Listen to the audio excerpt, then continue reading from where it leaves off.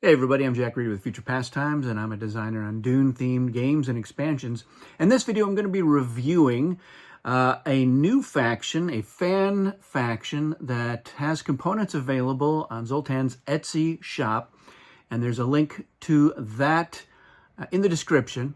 I have not played with this faction, so this is just my impressions, reading through it, looking at the components, give you a sense of what I think of it, and whether or not I think it's worth your time as we wait for the Kwisatz Haderach edition to come out and see what all is in store there. So what we're going to be looking at is a Landsraad faction.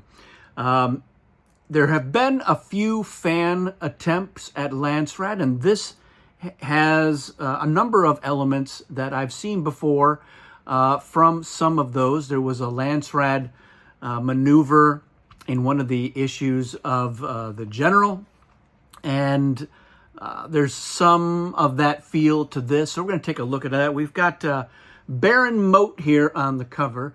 I'm not sure who Baron Moat is. I haven't come across the name in any of the Dune literature that I've read, and I've read through quite a bit of it. As far as I can tell, this is a totally made-up person, which I think is fine. And frankly, I'm surprised that there aren't more made-up factions and made-up characters. I don't see any reason why fans can't start staking their own claims to the Dune universe. It is a vast universe. There are a lot of great houses. There are a lot of other organizations. It certainly hasn't stopped Brian Herbert and Kevin Anderson from creating new stuff from whole cloth. And of course, it's, semi-official, semi-canon for them to do it. But again, it's a game, and it's all about coming up with things that are fun to do and extend your enjoyment of the Dune universe through gameplay. So no complaints there. This is a nice quality shield. It really is nice. And on the back, it's a much more useful version of the shield than is currently available. So there is a brief description here under the top there. The Landsraad was the body that represented all the great houses. It was ruled by the High Council. So a little definition there. There's some setup instructions here, which is fine because the faction sheet, and again, it's a nice quality faction sheet, is pretty full. It's pretty full of stuff. So it's nice to just put some other stuff on here. And in fact, at first I was very confused because there were no leaders, there were no trader cards, but that is explained here. So it lets you know that during setup, you're going to pick a faction. It says from one of the ones you own. So it lists off mostly great houses here. So Atreides, Ikaz, Harkonnen, Ixians, Mauritania, or Riches. You're going to take the leaders, the trader cards, and the Bene Gesserit prediction card for that faction, and that's going to be the Landsraad faction. Those are the forces you're going to use. Those are the leader discs. Those are the trader cards. And if you have the BG in the game, that they predict, if you're using Atreides, for example, they're predicting Atreides, they're really predicting the Landsraad. So you're going to use this shield, and you're going to use this sheet, and there's a couple other components that are explained that become part of what you're going to use. It also explains the ambassador effect. So if you are playing with Ikaz, this comes with an Ikaz ambassador for the Landsraad. And what's not super clear to me is, let's say that the Ikaz are drawing their ambassadors and they draw the Landsraad and they also draw Atreides. Do the Landsraad forces not trigger the Atreides? So that's a question. We'll hopefully get some clarification here in the comments. I would probably say, look, just treat it as your Atreides forces are considered Landsraad forces, not Atreides forces. So they, you can trigger the Atreides ambassador if Ikaz wishes to, by having those forces enter a stronghold with that ambassador. There's the Karama, your once per game Karama effect is listed on there. So that is, that's good. This is really nice. It's pre-scored here so that you can fold the thing nicely. So let's take a look at the Landsraad sheet and see what we think of it. So we got your 20 forces. They're all in reserve. you're going to start with 8 spice, and it says collect 2 additional spice from the Emperor if they're in play. And there's a few things on this faction sheet that talk about if certain factions are in play.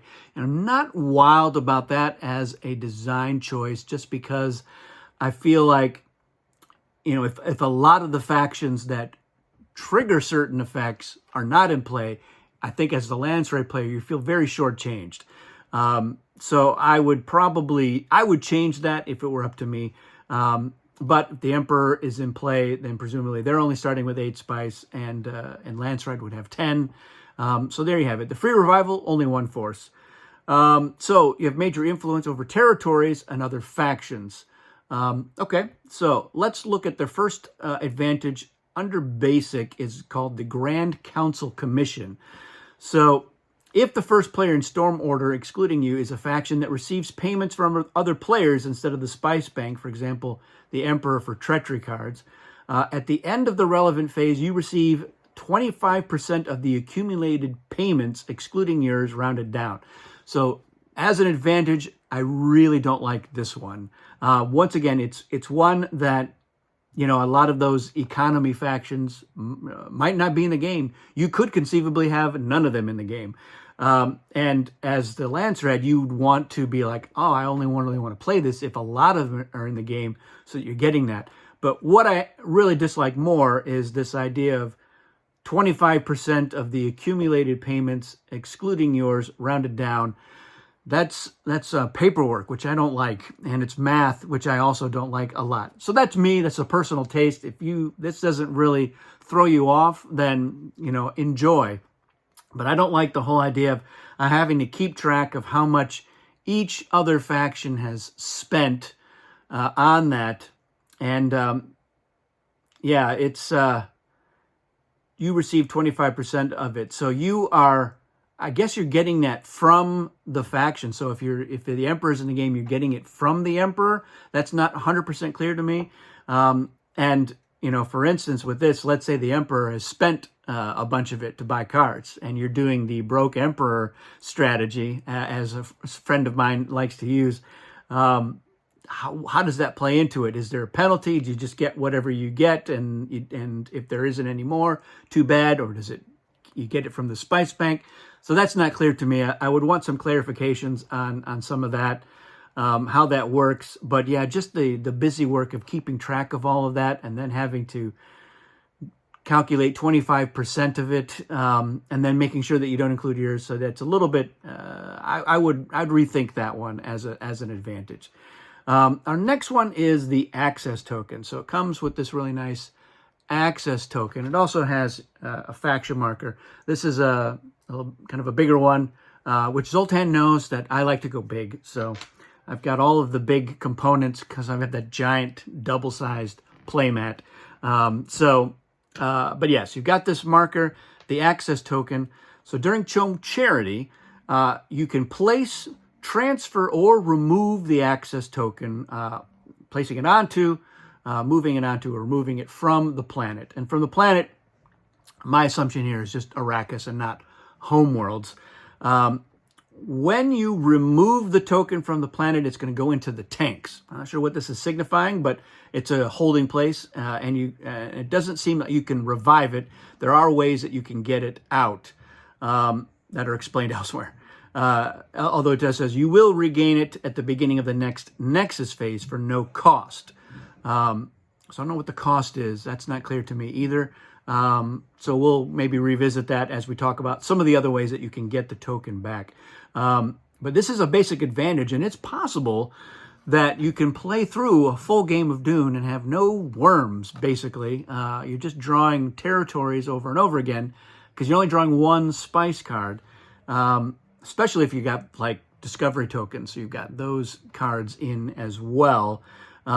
So fortunately, there are other ways to get it, but this were the only way. It's not a great system for that. If you transfer your already placed token on the planet, you must move it to another territory.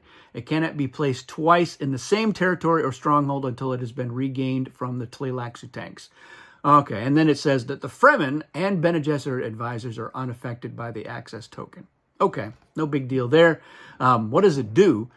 Well, during the shipping and movement phase, no forces can be shipped or moved into or through the territory with the access token. So that's an interesting idea. I do like that idea of you can block a territory with the token, and you're placing it on there, and then you can either move it to a new place or remove it. I'm not sure why I would want to remove it if I'm going to lose the token. So that's something to think about.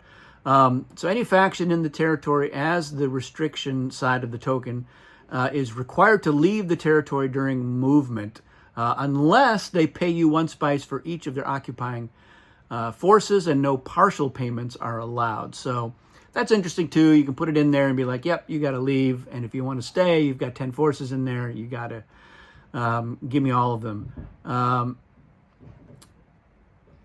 Yeah, I mean, I guess I'm wondering about moving some of them out and saying, yeah, I'll move 8 of them out and I'll pay you 2 for the 2 that remained.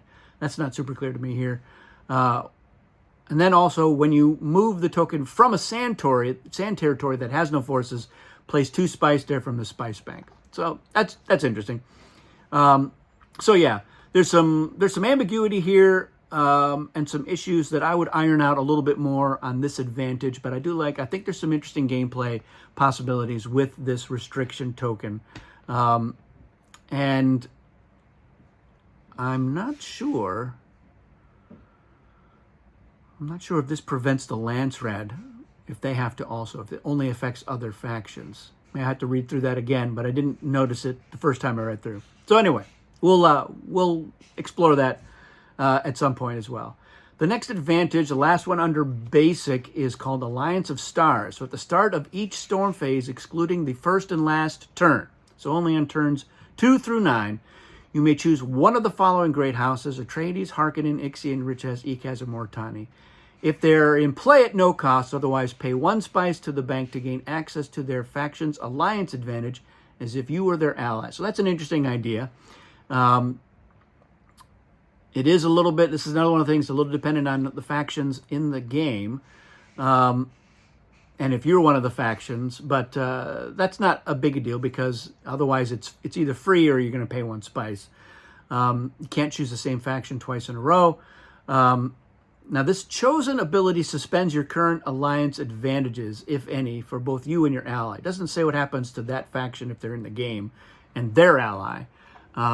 If you've taken their alliance ability, are you taking it away from the other player, or do you both have it? So that's not clear to me. My assumption is that you've taken it from whoever has it.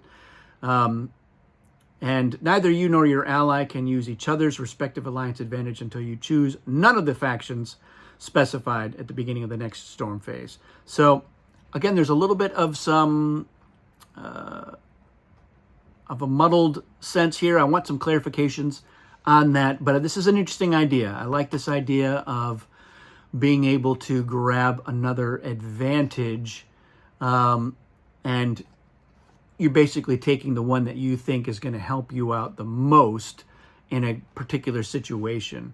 So with the Atreides, you're getting to the Prescience. The Harkonnen one is not really going to be useful, since that means you get to call traitor. They get to call traitor if you fight. I don't know how that one would work. The Ixian one is they can discard a card and then they can take the top one. So that's definitely good. Riches, they can give you a Riches card. So that one's another one that doesn't quite work. And then there's the use of the no-field token. So if they're in the game, that would have an interesting effect on the game, because you'd be using their token. You'd have to ask, all right, give me your 3 or give me your 5, or whichever one is not out in front of the shield. So a little bit clunky there. Mortani, yeah, you get to keep one of the cards. That can be useful. So yeah, there's a good idea in here, but I think this one also probably should go back to the lab and just get tightened up a little bit. Now let's look at the advanced advantages on the opposite side.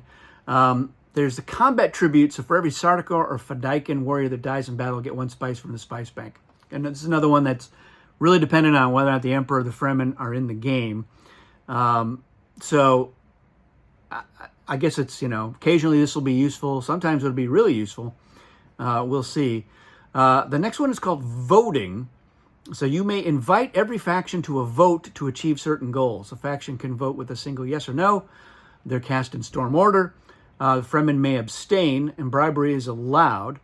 So to achieve certain goals. So that I'm not clear on that. Now the next three things they look like they're separate advantages, but they do all involve a vote. So my assumption is that this is what we're talking about. And this voting thing is just giving you clarification on how to conduct a vote. You do it in storm order. The Fremen can abstain. You can bribe. You do not participate in any of the votes as a Landsraad. Otherwise, to achieve certain goals, that reminds me of how people try to interpret the council in our Arrakis Dawn of the Fremen game, where you can change the objectives if everyone agrees, but people are reading that as just change the rules to whatever you want. And it was not the intention, but we're like, well, give it a try, see what you think. I'm not sure that that's the intention here. Is like, I'm going to call for a vote to do this or do that. I don't know. I don't know how about that. But let's look at these other things, and let's assume that that's what this is. It's talking about these three things called the will of the folk, speaker of the Landsraad, and the Landsraad maneuver. These are the things that you are calling votes for. So the first one, the will of the folk, at the start of the shipment and movement phase, the other factions can announce a tension vote. So you are not inviting each faction to vote in this case, which is one of the reasons why it confused me. But the others are, and they're having a tension vote to remove your active access token from the planet, from Dune. In a case of a clear yes majority, they must pay you 10 spice collectively. After payment, you must remove your token and place it in the tank. So 10 spice, that's tall order sometimes, especially if you're taking 25% from the economy factions. I don't know how they agree to this. That sounds like chaos waiting to happen. If they're like, yeah, we want to get rid of that token. It's an Arakeen. We want to be able to go down there and occupy that. So let's get rid of it. But who's going to be paying that 10 collectively? So that I would want some clarification on that as well. Having given the players some agency for removing the token is a great idea. I'm not sure that this is it, though. Speaker of the Landsraad is the next one. So at every odd Mentat phase, so the phases 1, 3, 5, 7, and 9, if no Shai-Hulud was drawn that turn, you can announce a Nexus vote. So you're holding a Nexus here in the Mentat pause. A tie is enough for a successful vote. If there is a valid Nexus, you may reclaim your access token from the tanks. So this is one of the other ways that you can get it. If there wasn't a Shai-Hulud that turn. So that helps, I think, balance out the fact that otherwise you're waiting for there to be a Nexus. But having a Nexus in the Mentat pause, that's interesting. I don't really see that there's any huge issues there. Although there could be another Nexus right in the beginning of the next turn, but that's not a big deal. Then finally, we have the Landsraad maneuver, which you can do at every even turn, excluding the last one. So just turns 2, 4, 6, and 8. You can do one of two things. So after the storm phase, you can initiate a blockade vote. To do this, at the beginning of the vote, announce a faction that cannot ship or move that turn. I don't love this idea. I know one of the other Landsraad homebrew factions, or one of the early faction ideas, was this idea of having a phase get canceled, which I also don't like very much as an idea. This is tough. I mean, it seems like it's going to extend the game, and you're like, yeah, this faction can definitely go for the win. So we're just going to stop that from happening. It can do that 4 out of the 10 turns. Maybe the fact that there's only 4 of them, that mitigates that effect a little bit. That's interesting. But yeah, on the surface, I don't love this idea, but I'd like to hear what other people think about that. Optionally, the other one is that during the battle phase, you initiate what's called a Ganima vote. And to do this, the winner of the current battle is required to discard any treachery cards they have played. a tie is enough for a successful vote. So this is interesting too. Somebody with a really powerful card or set of cards, you know, they may win that battle, but you can force them through the vote. I like this a little bit better. It's a nice kind of equalizer. Although, again, if somebody is in multiple battles, they went into those battles figuring, you know, I've done the calculations, I think I can win these, especially if I know I've got a particular card, I've got the laser gun or whatever. I don't know if I'd call it the Ganima vote. Ganima is the Fremen word for spoils of war. Nobody's getting these. You're losing your spoils. So, but it's not terrible.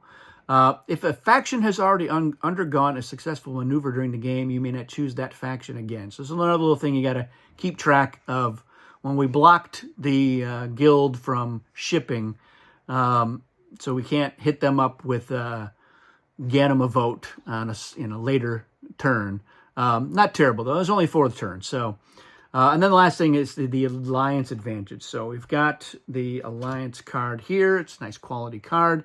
The alliance advantage is while the Landsraad are your ally, you may ignore their access token. So I'm inferring then that I mean, certainly it does seem to affect the ally. My assumption is that it affects Landsraad too. That seems like it would be fair, but fair doesn't always factor into it. At their discretion, they can also benefit. You can also benefit from the Grand Council Commission. So the Grand Council Commission is the one where you're getting 25% of the accumulated spoils of sales.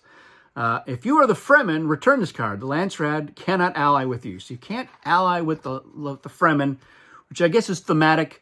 But I think I would probably not get too hung up on worrying about that. So that's the faction.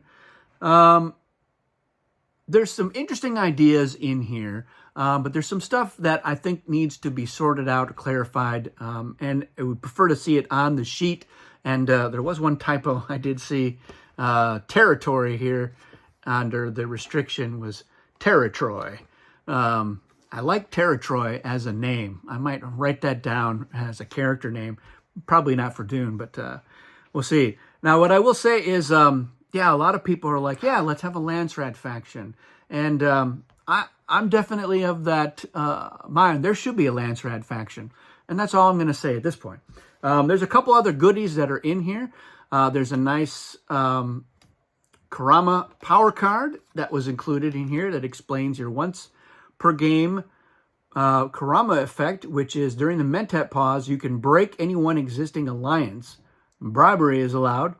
Normally, you can't bribe during the Mentat pause. And I would specify here that the bribery has to relate to the alliance, but that's a little bit of a can of worms there. I know that there's some people that I played Dune with that would hate this as an effect, although it is once per game, so maybe that's not a terrible idea. It's at the end of the game turn rather than happening earlier. So it's pretty manageable.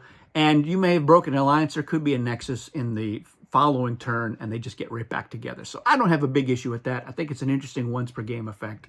There is also a nexus card for the Landsraad.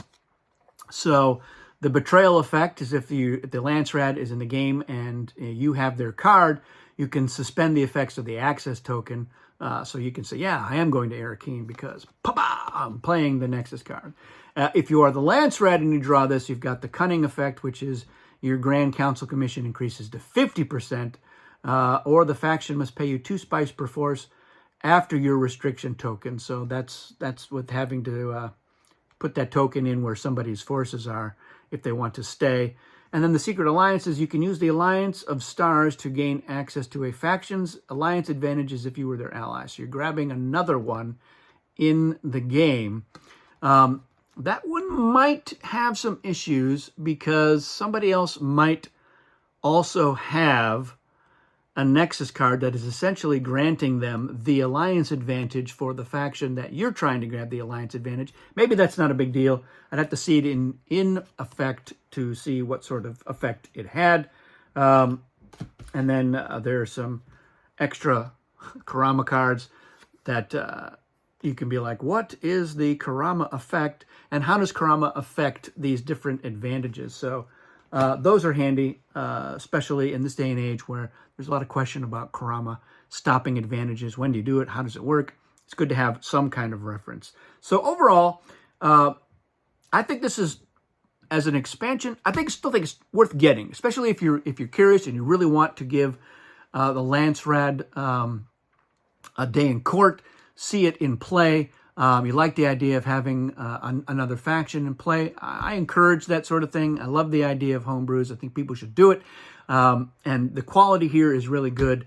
So it's worth going into, but you may want to figure out for yourself how you want to deal with any of the ambiguities, or maybe you're just ready to dive headlong and you don't have an issue with any of the things that I've raised in the video. And perhaps if Zoltan or whoever is helping to dream up these great new factions watches this video, they may provide some clarifications. They may do some edits and let us know how that turns out. So if I get an update, I'll let everybody know.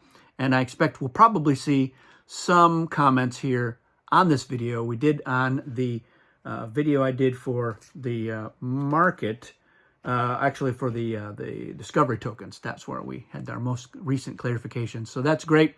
And those are my thoughts here. Let me know what you think. That's it for this video, everyone. Thanks for watching, and we'll see you again soon.